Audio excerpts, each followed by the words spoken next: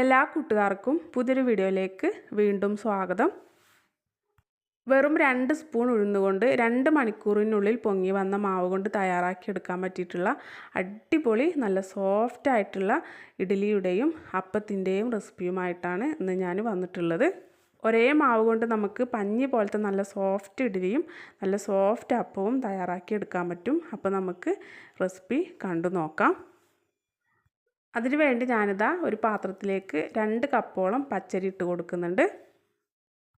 ഇതിലേക്ക് ഇനി ഒരു 2 ടേബിൾ സ്പൂണോളം ഉഴുന്ന് മാത്രമാണ് ചേർത്ത് കൊടുക്കുന്നത്.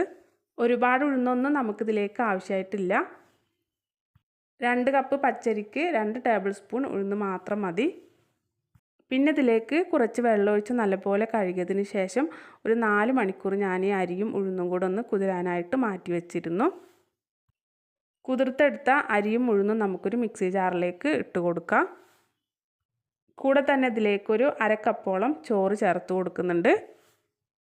ഇത് അരയാൻ ആവശ്യമായിട്ട് ഒരു 1/4 കപ്പ് വെള്ളം ഒഴിച്ച് നമുക്ക് നല്ല പോലെ അരച്ചെടുത്തതിന് ശേഷം ഒരു പാത്രത്തിലേക്ക് ഒഴിച്ചു കൊടുക്കാം.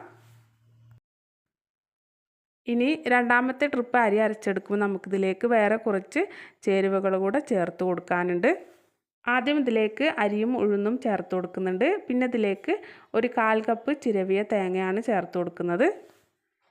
അതിനുശേഷം ഇതിലേക്ക് ഒരു 1/2 ടീസ്പൂൺ ഈസ്റ്റ് ചേർത്ത് കൊടുക്കാം. കൂടെ തന്നെ 1 ടീസ്പൂൺ പഞ്ചസാരയും പിന്നെ ഈ മാവിലേക്ക് ആവശ്യമായിട്ട് 1 ടീസ്പൂൺ ഉപ്പ് കൂടെ ചേർത്ത് കൊടുക്കാം. പിന്നെ ഈ രണ്ടാമത്തെ ട്രിപ്പ് അരി അരച്ചെടുക്കുന്ന സമയത്ത് ഇതിലേക്ക് ഇളം ചൂടുള്ള വെള്ളമാണ് ഒഴിച്ചു കൊടുത്ത് അരച്ചെടുക്കേണ്ടത്.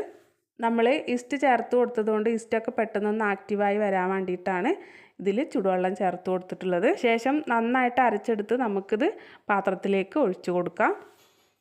ബാക്കി കുറച്ച് അരിയും ഉഴുന്നും കൂടെ ഉണ്ടായിരുന്നു, അതുകൂടെ ഞാൻ അരച്ചതിലേക്ക് ഒഴിച്ചു കൊടുക്കുന്നുണ്ട്. പിന്നെ മിക്സി ജാറിലേക്ക് കുറച്ച് വെള്ളം ഒഴിച്ച് അതുകൂടെ ഇതിലേക്ക് ഒഴിച്ചു കൊടുക്കാം.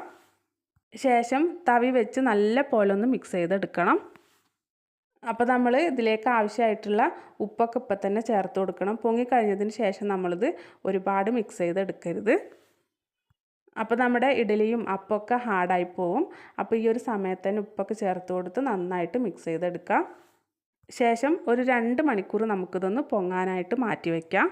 നമ്മളിത് രാവിലത്തേക്കാണെങ്കിൽ അരിയൊക്കെ നേരത്തെ തന്നെ കുതിർത്ത് വൈകുന്നേരം ആകുമ്പോൾ അരച്ച് വെച്ച് മാവ് ഒരു 2 മണിക്കൂർ കഴിയുമ്പോൾ നല്ല പോലെ തന്നെ പൊങ്ങി കിട്ടും. അതിനുശേഷം മാവ് ഫ്രിഡ്ജിലേക്ക് എടുത്ത് വെച്ചാൽ മതി. പിന്നീട് രാവിലെ നമുക്കെടുത്ത് അപ്പവും ഇഡ്ഡലിയൊക്കെ ചുട്ടെടുക്കാം.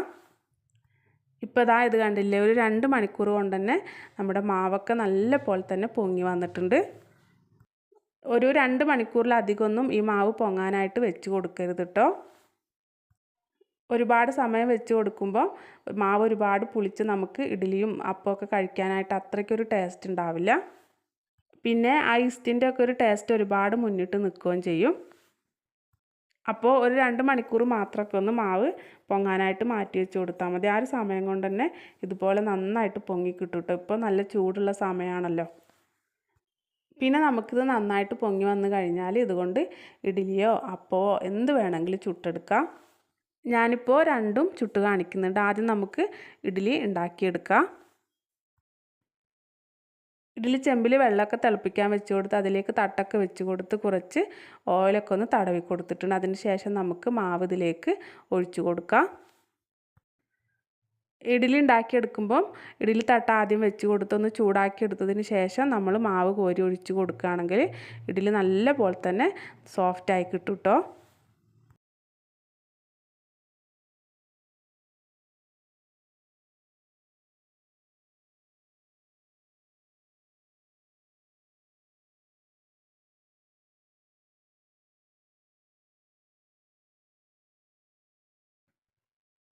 അങ്ങനെ ദാ നമ്മുടെ പഞ്ഞി പോലത്തെ നല്ല സോഫ്റ്റ് ഇഡ്ഡലി ഇവിടെ റെഡിയായി കിട്ടിയിട്ടുണ്ട്.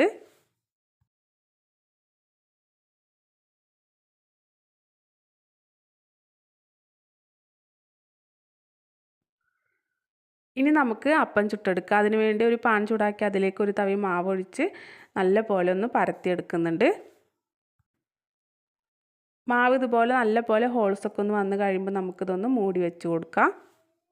ഒരു 10-30 സെക്കൻഡ് കഴിയുമ്പോൾ തുറന്ന് നമുക്ക് പാനിൽ നിന്ന് എടുത്ത് മാറ്റാവുന്നതാണ്. അപ്പോൾ വെറും 2 സ്പൂൺ ഉഴുന്നുകൊണ്ട് വെറും 2 മണിക്കൂറിനുള്ളിൽ തയ്യാറാക്കി എടുക്കാൻ പറ്റിയിട്ടുള്ള നല്ല സോഫ്റ്റ് ഇഡലിയും നല്ല സോഫ്റ്റ് അപ്പവും ഇവിടെ റെഡിയായി കിട്ടിയിട്ടുണ്ട്.